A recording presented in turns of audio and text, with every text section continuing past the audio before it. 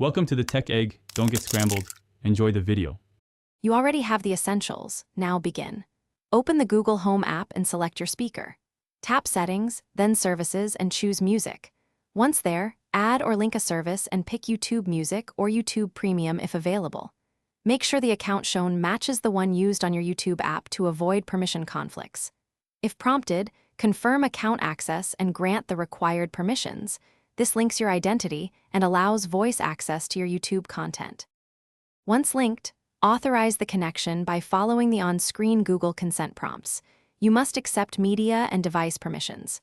After authorization, return to Google Home and set YouTube or YouTube Music as your default music provider so voice requests go there automatically. Make sure to select the correct linked account if multiple accounts appear. Also check speaker group assignments so the correct device plays audio. These steps ensure your voice commands are routed and that playback uses YouTube rather than another. Finish by testing voice commands. Ask Google to play a video or playlist from YouTube.